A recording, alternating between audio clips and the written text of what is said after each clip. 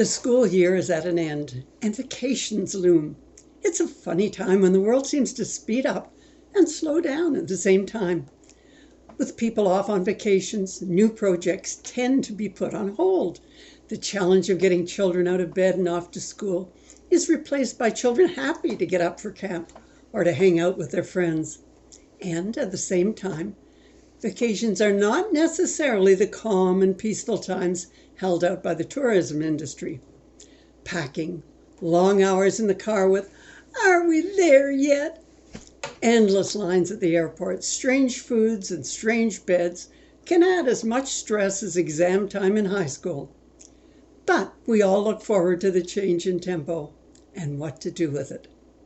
Summer has traditionally been a time to dream and plan. What high school to go to, what university, what career, the boyfriend, the wife, where to live, to travel or buy a cottage, to get pregnant, when to retire. No deadlines yet. No decisions need to be made today. Just lie back and let your thoughts meander through all the possibilities, because that is what our lives are made up of, endless possibilities. And each decision we make opens new doors and closes old opportunities. And God has given us so many talents and options that sometimes it feels so overwhelming that we just barge ahead without deciding anything, just carried along with the tide. Have you ever tried to trace back how you got to a certain point in life? You're a lawyer because your favorite uncle was one, and he encouraged you to follow in his footsteps, paid for your LSAT tests, but more importantly, he took you to his office and you loved the multicolored files, and his secretary always had mints in her desk to share with you. And those court robes with the fancy tabs, they seem straight from some Hollywood wardrobe. Or you're an electrician because you fell in love with lights of all shapes and forms before you even went to school. Watching the reflection of street lights on a rain-soaked street, or charmed by the power of red, amber, and green lights to control people and traffic, or the twinkling lights on the tree at Christmas. And ever after you wanted to know how and why, and nothing ever claimed you the way that power did.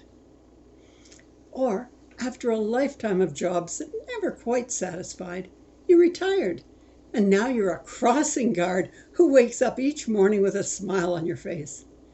You delight in guiding and protecting the wee ones entrusted to you and your stop sign.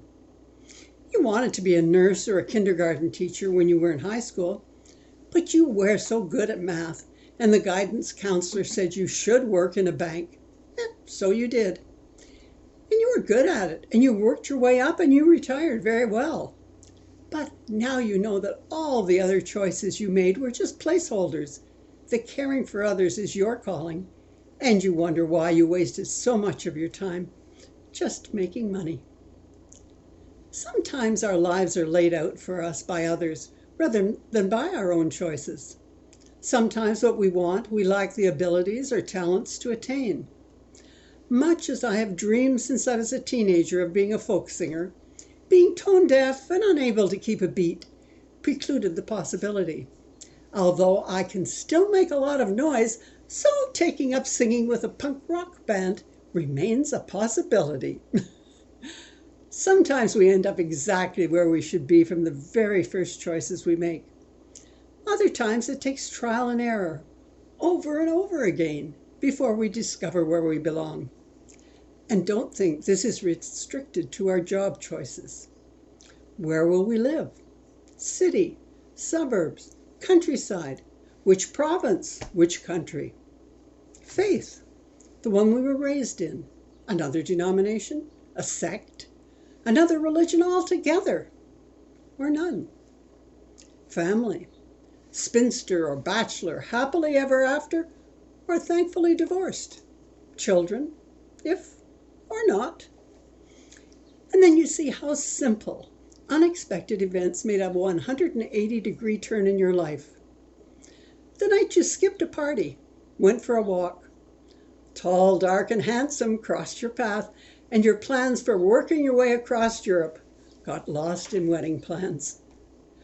Or the granddad you rarely saw who left you an inheritance big enough to let you start your own business.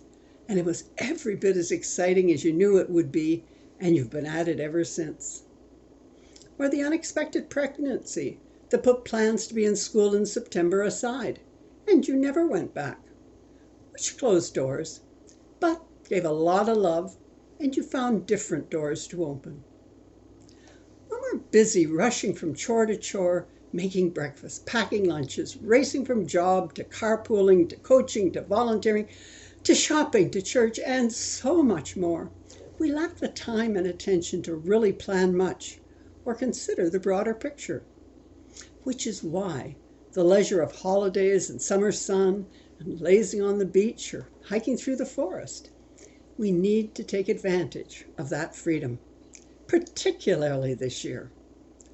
Over the past COVID years, our lives have faced so many changes and have experienced so much previously unknown, and so much largely unwanted. So our perspectives have inevitably been changed. It's said that if you do anything for 20 days, it becomes a habit, good or bad. We've been doing so many unusual things that have become habits, some that we were delighted to break and others that we're now clinging to. But how much thought have we put into the consequences of either? I look around me and see a world in which some still flaunt their masks and others who bare their teeth. At church, we debate the common cup and the maskless face, and it's clear that we are not all at the same re-entry point. I listen to those who are demanding the right to continue to work at home. But I wonder if they consider how they are consigning their jobs to other lands where people are paid a few dollars an hour, if they're lucky, rather than the $30 an hour the Canadian is currently making. After all, if you can work from home by computer and phone, what difference does it make to an employer if you're just down the street or on the other side of the planet? To work out where you are heading, give yourself some summertime to look back at what worked for you, what gave you joy, what made getting up in the morning a positive or a negative experience. Think of your needs and priorities. How much money do you need as opposed to how much you would like to have? Is having more time for family more important than more hours of overtime? Does the morning commute set you up for the day, or does it drain your soul? Must you live in the city, or happily drive away from it, never to return? Is your church satisfying your soul, or do you need to go looking for a place of worship that will, and where they will rejoice in your volunteerism and delight in your prayers? Taking advantage of your free time can make all the difference in the way ahead. Get to know the new you better, because you are not the same person who went into COVID lockdown. The new you has new needs, new talents, new interests, and new fears and losses. You owe it to you to take the time to dream of the way ahead, discovering what you need to be the best, most satisfied and contented you that you can be. Don't shortchange yourself. Spending some of your holidays looking inward can produce a lifetime of fulfillment, but you will have to put your dreams to work to make it happen. May God bless you in your search to enrich the life that He has given you. So may it be. Amen.